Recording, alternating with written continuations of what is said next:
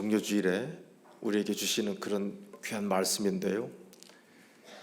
말씀을 준비하고 결론적인 이런 생각을 하게 됐습니다.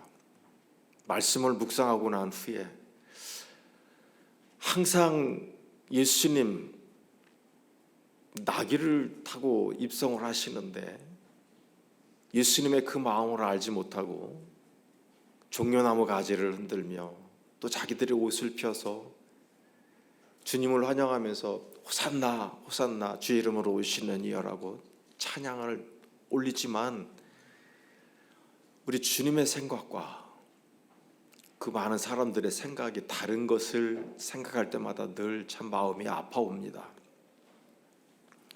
이 말씀을 묵상하면서 마지막에 이런 생각이 들었어요. 어떤 엄마가 있습니다. 아파요. 곧 세상을 떠날 엄마입니다. 이 엄마가 다시는 볼 수 없는 그 한 아들, 내가 가면 돌볼 수 없는 그 아들이기에 엄마로서 이 땅에서 살아있을 때 해줄 수 있는 것, 정말 다 해주고 싶은 그런 마음에 중국집에 데려가서 그 아들이 좋아하는 짜장면을 사줬어요. 뿐만 아니라 그 아들이 그렇게 좋아하는 탕수육, 그런데 돈이 없어서 사줄 수 없었는데 이제 마지막이다 생각을 하니까 그 탕수육까지 시켜줍니다. 아이는 신이 났어요. 엄마의 그런 애린 마음은 알리 없고 그저 자기가 먹고 싶은 짜장면, 또 그리고 탕수육까지 신이 납니다. 엄마의 마음을 언제 알까요? 어머니가 세상을 떠난 후에, 그리고 자기가 다 자란 후에, 그때 엄마가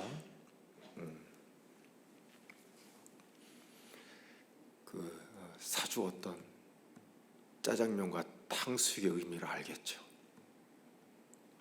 그런 기분이었어요. 그런 기분. 오늘 예수님께서는 우리가 말씀을 본 것처럼 예루살렘을 향해 입성을 하십니다.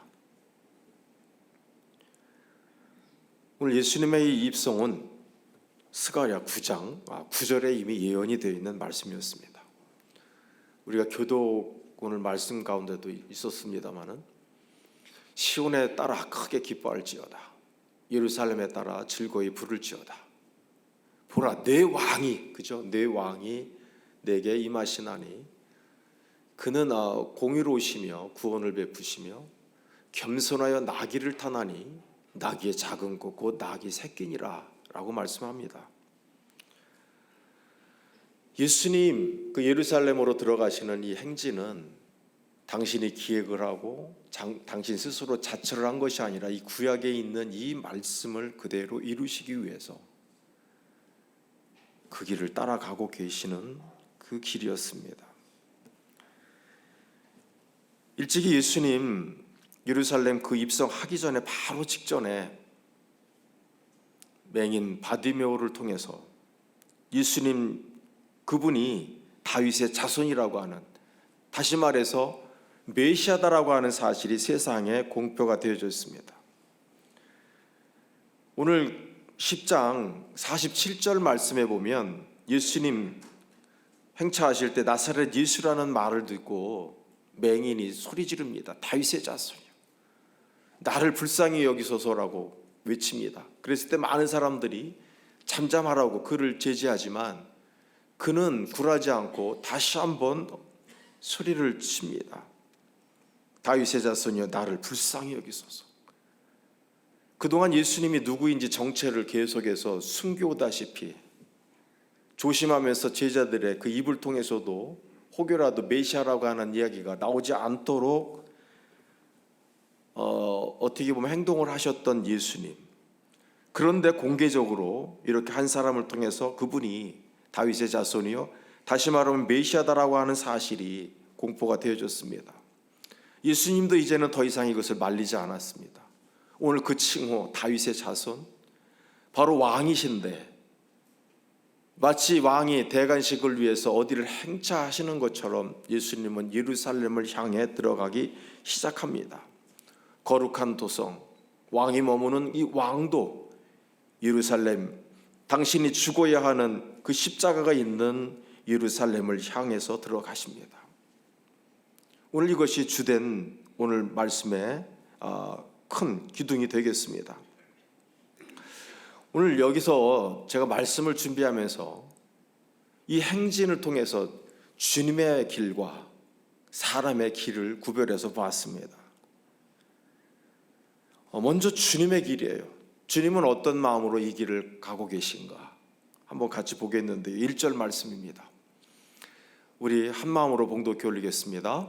그들이 예루살렘에 가까이 와서 감람산 벳바게와 베다니에 이르렀을 때에 예수께서 제자 중 둘을 보내시며,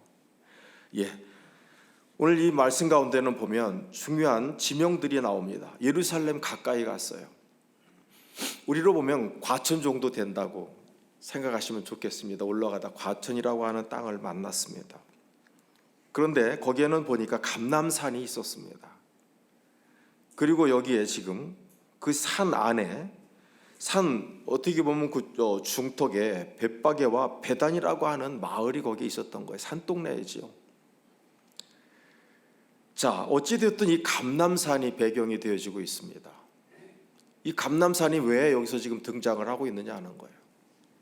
중요한 것은 감람산이고요. 저 벳바게와 베다니는 한 1km 정도 떨어진 마을인 거예요. 중요한 것은 저 감람산인데 예수님께서 말씀을 전하시다가 잠깐 쉬시기 위해서 늘 들리셨던 곳이 감람산이에요. 마지막 처절하게 기도를 하셨던 곳도 감람산이고요. 굉장히 중요한 산인데 높이는 한 해발 900m 정도 돼서 예루살렘을 내려다볼 수 있는 그런 산마루였다는 거예요.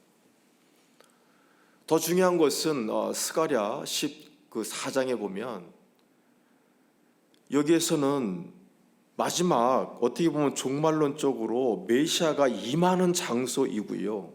메시아를 기다리는 사람들이 가 서 있어야 될 곳이 감람산이었습니다. 예수님께서 승천하셨던 곳도 여러분 감람산이고요. 나중에 주님께서 재림하실 장소도 바로 감람산이 되어집니다.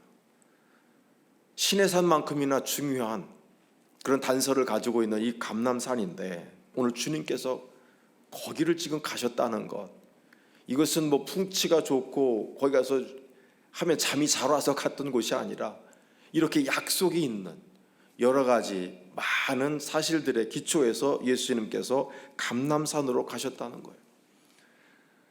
그런데 이때 예수님이 말씀하시고 제자들에게 부탁을 하실 때는 저 중에서도 벳바게에 머무르고 계셨다. 그리고 이 제자들을 저 베다니로 지금 보내게 되는 거예요. 베다니는 아시는 것처럼 친구였던 그 나사로, 죽은 나사로가 살아났던 곳이기도 합니다. 굉장히 중요했던 곳인데 우리 예수님께서 그 제자들 중에 둘을 택해서 지금 임무를 주어서 베다니로 지금 보내고 계시다는 거예요.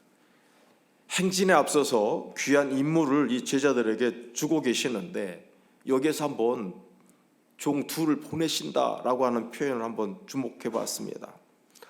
여기서 지금 보내신다라고 하는 것은 단순히 보내는 게 아니에요. 아포스텔레이라고 하는 것은 그냥 보내는 거 이거 아니에요. 저렇게 그냥 어떤 사람에게 잔심부름을 지금 보내려고 그러면 램포라고 하는 단어를 써요. 저들도. 그런데 여기서 지금 아포스텔레이라고 하는 이 단어를 쓰는 것은 굉장히 중요한 임무를 부여해서 보내고 있다는 거예요. 더군다나 보내는 이에 권위가 더해져서 보냄을 받은 자 그들을 볼 때 많은 사람들이 존중할 수밖에 없는 그런 일이 벌어지는 거예요. 그래서 굉장히 지금 비장한 엄청난 일이 벌어질 것임을 알 수 있는 것이죠. 바로 보냈다라고 하는 표현이 되겠습니다. 하나님도 예수님을 이 땅에 보내셨습니다. 이 땅을 구원하시기 위해서요. 또한 예수님도 역시 그 제자들을 지금 보내고 계시는데, 이 보낸다라고 하는 이게 엄청난 의미를 가지고 있다라고 하는 것입니다. 오늘 무엇을 위해서 지금 보내고 계십니까? 2절 말씀 같이 보겠습니다. 자, 이르시되, 그들에게 임무를 지금 주시죠. 이르시되 너희는 맞은편 마을로 가라. 그리고 들어가면 곧 아직 아무도 타보지 않은 나귀 새끼가 매여 있는 것을 보리니 풀어 끌고 오라. 자, 그들에게 지금 임무를 주셨는데 그 임무가 다른 것 아니고 이거잖아요. 아무도 타보지 않은 나귀 새끼 매여 있을 것인데 그거 지금 끌고 오라라고 하는 명령을 이 제자들에게 했다라고 하는 것입니다. 왜 그런데 나귀일까요? 오늘 스가랴에 있는 말씀을 이루시기 위함입니다. 나귀를 타고 들어가셨다 그랬잖아요. 겸손의 의미입니다. 뿐만 아니라 저게 지금 우리의 눈을 사로잡는 것은 아직 아무도 타보지 않은 나귀 새끼를 끌고 오라는 거예요. 어떤 사람의 손도 타지 않았던, 어떤 사람의 의도에 의해서 움직였던 그런 나귀가 아니라 한 번도 태어나서 멍에를 매지 않은, 그리고 누구도 그 장등이에 타본 일이 없는 아주 신성한 그런 짐승으로서의 나귀 새끼를 풀어오라고 지금 부탁을 하고 계시는 것입니다. 메시아로서 예루살렘을 향해 들어가시는 그 신성한 임무를 수행할 때에 남들이 아무렇게나 타고 이리저리 굴리던 그런 짐승이면 의미가 있겠습니까? 밭을 가느라고 쟁기를 메었던, 혹여라도 짐을 실었던 그런 짐승이었다면 의미 있겠습니까? 오늘 메시아로서 거룩한 그 사명을 감당하기 위해서 사용되어져야 할 이 짐승이라고 하면 흠이 없는 것이 필요하지 않았겠습니까?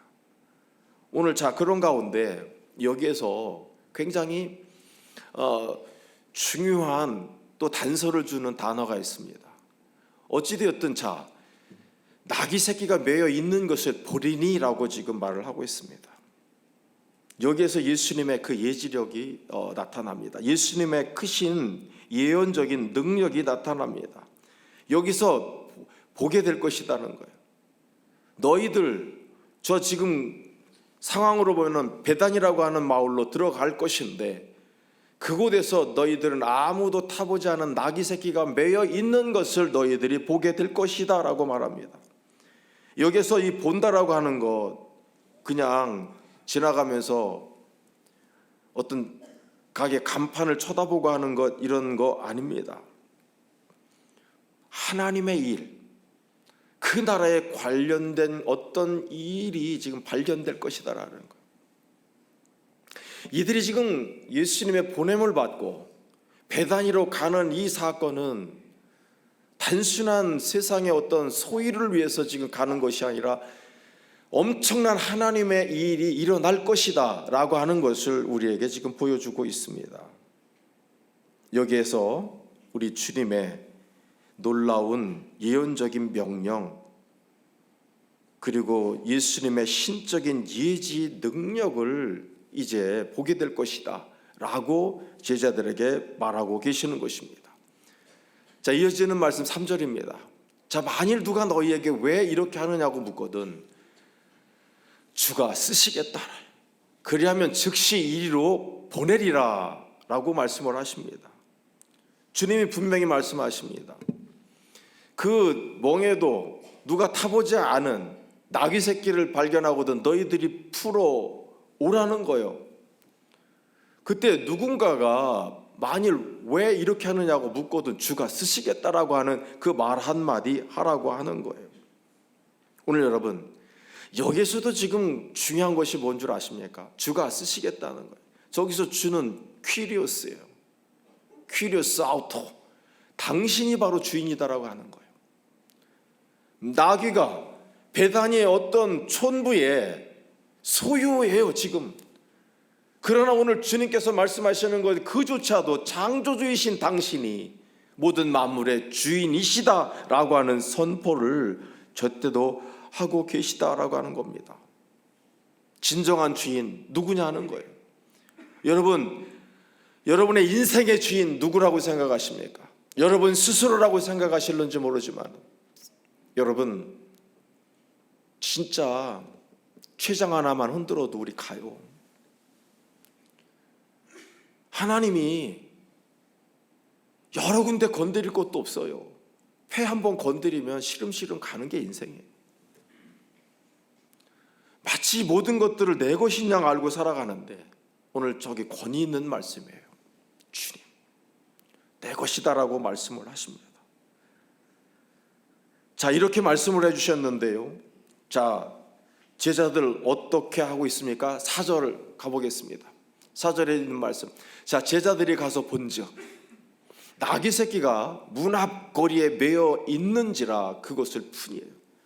이제 푸는 것은 둘째치고 여기서 지금 무엇입니까? 우리 주님의 명령에 순종해서 건너편 마을로 갔던 그 두 제자들, 그 제자들 눈앞에 펼쳐진 것은 예수님이 말씀하셨던 그대로라는 거예요. 그들이 큰 길을 가다가 그 길가에 있는 어떤 집을 봤는데 그 집 앞 문 앞에 나귀가 지금 매여 있다라고 하는 거예요. 이것을 여러분 우연이라고 생각하지 마십시오. 주님께서 이미 지금 예지를 가지시고 명령하신 거예요. 신적인 능력을 가지시고 이렇게 말씀을 하셨는데 오늘 문 앞 거리에 매여 있는지라고 하는 것은 분명히 그 일이 지금 벌어지고 있다라고 하는 사실, 아주 생동감 있게 현장감을 살려서 극대화해서 이 표현을 지금 하고 있다고 하는 거예요. 여러분 이때쯤은 놀라야 돼요. 그죠? 주님이 하신 말씀이 그대로 이루어지고 있구나. 오늘 여러분 이런 가운데 이어지는 말씀 보면 5절입니다. 자, 거기 서 있는 사람 중 어떤 사람이 이르되 나귀 새끼를 풀어 무엇을 하려 하느냐 묻지 않겠습니까? 네, 여러분 거기에 사람들이 있었다는 거예요. 백주 대낮에 마치 무엇을 훔치듯 나귀 새끼를 취하려고 했던 것은 아니다라고 하는 거예요. 분명히 거기에는 보면 주인도 있었을 것이고 주인의 지인들도 그 주변에 있었음을 오늘 우리에게 말씀을 해주고 있습니다. 거기 서 있는 사람이 있었어요. 서 있는 사람. 오늘 서 있다라고 하는 이 표현도 중요한데요. 머물러 서 있는 것입니다. 그런데 서 있다라고 하는 것은 저들이 이렇게 거기에 이렇게 서 있는 것이 지금 중요한 것이 아니라 그들이 그 자리에 있었다라고 하는 것이 중요해요. 그들이 거기에 존재하고 있었다라고 하는 것이 더 중요합니다. 다시 말하면 제자들이 나귀 새끼를 풀고 있는 그 현장 주변에는 많은 사람들이 있었고 계속해서 그들이 주시해서 목격을 하고 있었다라고 하는 것입니다. 절도가 아닙니다. 그런 가운데 제자들은 많은 사람들이 지켜보는 가운데 이 나귀 새끼를 지금 풀고 있었다는 거예요. 이상하잖아요. 뭐라고 좀 설명 있어야 되는 것 아닙니까? 설명도 양해도 구하지 않습니다. 그 나귀 새끼 주인과 이웃들이 있는데도 불구하고 아주 어떻게 보면 뻔뻔스럽게 이런 행동을 지금 하고 있는 거예요. 그 사람들 입장에서는. 그러나 제자들은 그러한 사람들의 시선 전혀 개의치 않습니다. 그리고 오직 자신들을 보내시니 예수의 권위에 의지해서 예수님의 말씀에 대한 절대적인 믿음과 순종을 지금 보이고 있다는 거예요. 이 부분이에요. 저도 목회를 하면서 가끔은 참 난감할 때가 이런 거예요. 참 믿음이 있는 자들, 절대적인 순종을 하고 있는 이들의 모습을 봅니다. 가게를 하면서 음식점을 하면서 술을 안 팔겠다니요. 술 팔면 얼마나 돈 잘 버는데 바가지도 씌울 수도 있고. 근데 우리는 술 안 팔겠습니다. 이건 자기 개인적인 거예요. 근데 어느 때는 자기 신앙 때문에 다른 사람들을 희생시킬 때가 있어요. 이거 하나님이 이렇게 말씀하셨다고 막무가내로 고집을 부리는 것처럼 보일 때들이 있어요. 그래서 저게 정말 신앙인가 아니면 저 무모함인가 구분이 안 될 때가 가끔 있어요. 여러분, 신앙은 이런 거예요. 참 이해되지 않는 것 같은데 그럼에도 불구하고 전적으로 순종하는 자들을 통해서 하나님은 일에 가시더라고 하는 거예요. 비윤리적인 것 같고 기분이 상하고 하는데 그게 하나님의 원리예요. 참 이런 것도 있어요. 제가 이런 거 인정하고 좋아해서 하는 얘기예요. 참 보면은 신앙생활하면서 신앙생활 참 특이하게 해요. 많은 사람들에게 비난을 듣기도 합니다. 저 사람 신앙이 맞아 라고 하는데 아주 결정적일 때 자녀들이 돌이라든지 장례가 일어났을 때는 정확하게 목회자들을 초청을 합니다. 그래가지고 기도받기를 원하고 예배를 드리기를 원해요. 어떻게 보면 목회자를 이용하는 것 같아요. 그런데도 저는 기분이 좋습니다. 어떻게 보면 굉장히 이기적인 것 같고 저 사람 뭐지? 인격적으로 저게 맞아라고 생각을 하는데 그럼에도 불구하고 그게 지혜로운 거예요. 여러분, 오늘 이 제자들이 보였던 이 절대적인 믿음과 순종, 세상 사람들 지금 우리조차도 이해가 안 되는 일을 지금 하고 있는 거예요. 세상 사람들로 보면 너무 뻔뻔한 거 아닙니까? 뭐 와가지고 자기 것도 아닌데 와가지고 나귀를 지금 데려가겠다고 그거 풀고 있는 그 장면, 여러분 이게 보통 일이 아니잖아요. 그런데 여기에 진짜 큰 울림이 있어요. 이 6절 한번 보겠습니다. 제자들이 예수께서 이르신 대로 말한데 이에 허락하는지라. 여기서 엄청난 일이 벌어졌습니다. 우리가 볼 때는 짜증나는 일이에요. 주인이 멀쩡히 눈을 뜨고 있는데 마치 내 것처럼 고삐를 풀고 있는 이 장면을 지금 보고 있습니다. 그런데 제자들이 했던 일은 뭐냐는 거예요. 제자들이 예수께서 이르신 대로 말했다는 거예요. 이르신 대로가 뭐냐는 거예요. 사실은 주님께서 말씀하셨던 건 뭡니까? 이거 주가 쓰시겠다라고 하는 그 말 한마디 그들에게 알려준 거 아닙니까? 그런데 저 대로라고 하는 표현이 카도스예요. 자, 행동 양식이나 혹은 분량이나 정도에 있어서 선행하는 것과 동일함을 나타낸다. 이게 무슨 얘기예요? 예수님 뭐라고 말씀하셨습니까? 주가 쓰시겠다라고 하는 이 말씀, 이게 선행해서 말씀하셨잖아요. 그들이 가서 전했던 것은 다른 이유 되지 않았습니다. 니들 왜 이거 가져가려고 하니? 라고 물었을 때에 그들은 자기들의 어떤 상식이나 윤리적인 의식이 발동을 해가지고 이거 훔쳐가는 줄 알고 저 사람들이 우리 이상하게 보나 봐. 그래서 그래도 뭐라도 저 사람들을 이해시키려고 변명이라도 하려고 다른 말을 할 수 있지 않습니까? 그리고 내 지식 이런저런 것들을 동원해가지고 무엇인가 핑계를 댈 수도 있었습니다만 오늘 저들이 했던 것은 담백합니다. 주가 쓰시겠다라고 했습니다라고 하는 그 말 한마디예요. 오늘 여러분, 주님의 말씀에는 능력이 있는 줄로 믿습니다. 더하고 빼고 헤어지는 거 아니에요. 정말 이 말씀의 능력을 한번 믿어보십시오. 요즘 같은 세상에서 그게 어떻게 가능해? 아니, 가능합니다. 오늘날처럼 급변하는 이 과학세계 그리고 정보의 세계 속에서 인간들의 지식은 자꾸 쌓여져 갑니다. 그 지식을 가지고 요즘 과학적인 사고 이런 표현들 많이 하잖아요. 근데 여러분, 과학이 만능입니까? 과학의 세계에도 가설이라는 것이 있어요. 옛날 사람들은 과학의 이름으로 지금 지구는 그대로 있고 하늘이 돈다고 얘기를 했어요. 나중에 과학으로 밝혀진 것이 무엇입니까? 아니, 땅이 돌고 있다는 거 알았잖아요. 과학이 만능은 아닙니다. 인간이 알고 있는 지혜가 전부는 아니다라고 하는 사실입니다. 그런데 많은 사람들은 오늘도 하나님의 말씀을 사람의 능력과 기준치로 사람의 눈으로 판단을 하고 비견을 한다는 거예요. 하나님의 일을. 여러분, 하나님의 창조의 능력은 너무나도 크십니다. 성령이 덮으시는 거예요. 그 물 수면 위에 하나님의 영이 운행하시느니라. 오늘 그 놀라운 성령의 능력이 마리아를 덮으셨을 때 처녀가 잉태할 수 있었던 거예요. 창조의 그 놀라운 힘이 우리 인간이 지금 생각하는 남녀가 만나야 정자가 수정이 되고 그래야 난자가 수정이 돼야 임신을 한다는 거 우리 생각인 거예요. 그거 안 되니까 이건 말도 안 되는 소리라고 집어치는데 여러분, 아닙니다. 하나님의 말씀, 그것이 진리인 거예요.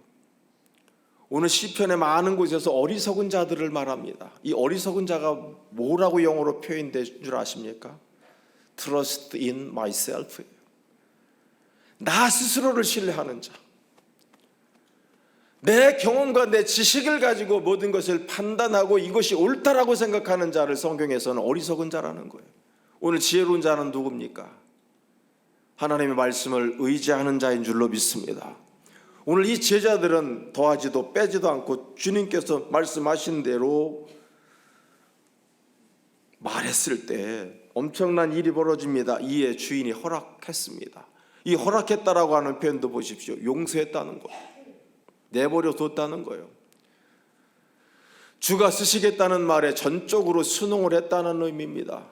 더 정확한 의미로는 이것에 대해서 방해를 하거나 전혀 상관하지 않는 일이 벌어졌다는 거예요. 오늘 이 말씀이 왜 중요한 줄 아십니까?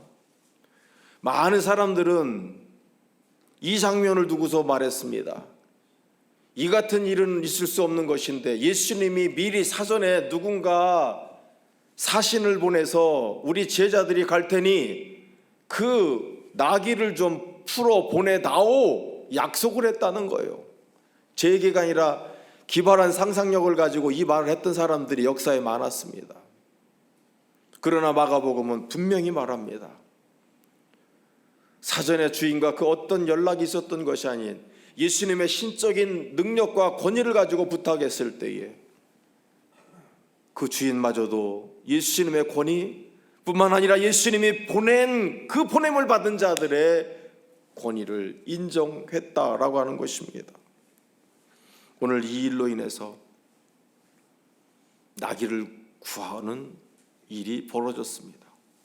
이제 주님은 이 나귀를 타고 예루살렘을 향해 들어가실 것입니다. 그런데 이제부터 사람의 길을 좀 보겠습니다. 왜 사람의 길이라고 했는지 한번 볼게요.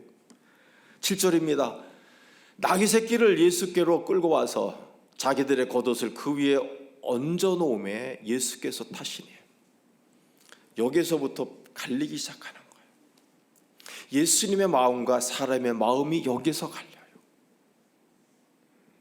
무슨 의미냐면 그들이 예수님께 나귀를 지금 끌고 왔는데 자기들의 겉옷을 그 위에 얹었습니다. 안장을 만들었다는 얘기예요. 그런데 이 그 위에 얹어 놓는 이 장면이 눈길을 사로잡는데 매우 신속한 행동으로 이루어졌다는 거예요. 무슨 의미입니까? 이들이 신이 났습니다. 제자들이 기뻤습니다. 왜 그랬을까요? 여기에 단서가 있어요. 왜 이들이 기뻐했어요? 안장을 얻는 저 경쾌한 신이 난 그 제자들의 모습을 보십시오. 짜장면, 탕수육을 먹는 아들과 같은 모습 아닙니까? 오기 전에 베다니, 그 전에 맹인 바디메오를 통해서 다윗의 자손 메시아라고 하는 것이 이제 선포가 되어졌습니다. 이 놀라운 사건 속에서 막 준비를 지금 해가고 있는데 오늘 호응을 얻고 있고요. 더군다나 예수님이 말씀하신 대로 가보니까 정말로 나귀가 메어져 있는 것을 보았습니다. 이거다. 이분 엄청나게 능력 있는 분이다. 예수님을 체험하고 나서 더 확신을 갖기 시작했다라고 하는 것입니다. 왕으로 입성하시는 것, 이거 분명하구나. 오늘 그들은 흥분하기 시작한 거예요. 기쁨으로 이 일을 행하고 있는 그들을 보십시오. 그들은 분명히 생각했을 것입니다. 이 정도 능력이라고 그러면 로마의 그 압제를 꺾고서 우리를 구원해 줄 수 있는 정치적인 메시아, 이제 새로운 다윗과 같은 그 나라를 세울 수 있다라고 하는 그 기대가 그들에게 있었다라고 하는 것입니다. 아, 이것이었구나. 하나님이 그렇게 약속해 주셨던 놀라운 메시아, 바로 이분이시구나라고 그들은 생각하기 시작했고, 그들이 생각했던 것은 승리와 영광의 메시아였습니다. 이들이 착각을 하고 흥분을 할 때 또 어떤 일이 벌어졌느냐 하는 거예요. 8절 한번 보겠습니다. 자, 많은 사람들은 자기들의 겉옷을, 또 다른 사람들은 들에서 팬 나무가지를 길에 펴매라고 그랬어요. 같이 흥분하는 거예요. 지금 예루살렘이 뒤집어지고 있어요. 저기 많은 사람들이라고 하는 표현과 다른 사람들이에요. 자, 많은 사람들은 폴로이, 이거면 돼요. 이거면 이 정도 인원이면, 이 정도 군중이면 엄청난 일을 이루고 인산인해를 이뤘다고 지금 말할 수 있어요. 그런데 저기에 플러스 다른 사람까지, 알로이까지 있어요. 이 무대기 같은 또 인간들이 또 있다는 거예요. 말하자면 이중적으로 어마어마한 사람들이 예수님의 이 행차에 같이 동참을 했고 메시아의 오심을 지금 환영하고 있다라고 하는 사실을 오늘 우리에게 보여주고 있습니다. 그런데 여러분, 이게 지금 맞는 모습일까요? 그들이 왜 이렇게 인산인해를 이루고 흥분을 하고 있을까요? 메시아입니다. 승리, 영광의 주예요. 오늘 그러면서 그 흥분된 상황을 계속 증언하고 있는데 9절 보면 앞서가고 뒤에 가는 사람들이 소리 지릅니다. 호산나, 찬송하리로다, 주의 이름으로 오시느니요. 여러분, 이건 시편 18편 내용이에요. 우리로 말하면 영광 영광 할렐루야 하는 이 찬송과 같은 거예요. 그들이 신이 나서 지금 찬송을 부르면서 앞뒤에서 창화를 하면서 예루살렘을 향해서 들어가고 있다는 거예요. 오늘 주의 이름으로 오시느니, 바로 이것은 다른 뜻이 아니라 메시아입니다. 이제 됐다. 그동안 우리가 기다렸던 그 메시아가 이 땅에 오고 있다라고 말합니다. 그러면서 여기에 그들의 진정한 사심을 보이기 시작합니다. 10절입니다. 찬송하리로다. 오는 우리 조상 다윗의 나라여, 가장 높은 곳에서 호산나 하더라. 오늘 영어적인 거 한번 보겠습니다. 이들의 속마음이 있는데, 자, God bless예요. 하나님이 축복하신대요. 무엇을요? The kingdom of our father David 해가지고, 자, 우리의 조상 다윗의 왕국을 하나님이 축복하신다는 거예요. 그러면서 that kingdom is coming, 지금 막 오고 있다고 그러잖아요. 진행형으로. 이 장면이 지금 그 왕국이 오고 있는 순간이다 그러는 거예요. 그러면서 이들은 한 가지 더 흥분을 해갖고 praise to God, 하나님 찬양합니다. in heaven이, 하늘에 계신 하나님을 높여드립니다. 이들이 지금 얼마나 흥분하고 있는지 보이십니까? 그런데 이들이 지금 흥분하는 이유가 무엇입니까? 저기 있어요. Our father David예요. 우리의 조상 다윗의 왕국. 저들이 지금 꿈꾸고 있는 것은 힘을 소망하고 있었다는 거예요. 이것이 주님의 길과 갈리기 시작한 거예요. 주님은 겸손, 낮아짐을 통해서 사람들을 섬기고 십자가를 위해 죽으시려고 예루살렘에 들어오고 계시는데, 제자들은 한 자리 차지할 그 소망, 또 많은 사람들은 이 로마의 압제로부터 벗어날 것이다라고 하는 이 기대. 여러분, 종료주의를 매년 이렇게 맞이합니다. 이때 보면 이들은 힘의 논리를 아직도 갖고 있다는 거예요. 주님이 오셔서 모든 힘으로 문제들을 해결해 주시리라고 하는, 힘으로 모든 것들을 변화시켜 주시리라고 하는 기대. 우리 신앙생활하면서 이거 있지 않습니까? 그러나 주님이 가셨던 길은 겸손한 길이에요. 그런 힘과는 아무 상관도 없는 거리가 먼 겸손입니다. 그리고 섬김입니다. 우리 이제 알잖아요. 진정 세상을 진정으로 변화시키는 힘 어디서 나옵니까?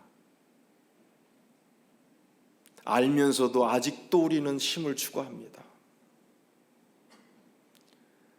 적어도 1년에 한 번 저 우매해 보이는 그 인간들을 바라보면서 우리가 얻어야 될 교훈은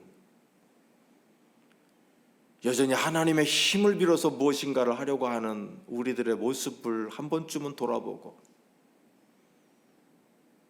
남이 변화되기를 바라는 것이 아니라 내가 변해야 한다고 하는 것을 깨닫는 그런 시간이 되기를 바랍니다. 한 번쯤은 달려가던 중에 한 번쯤은 사람의 방법이 아닌 그리스도의 방법을 알면서도 망각하고 싶어하는 우리가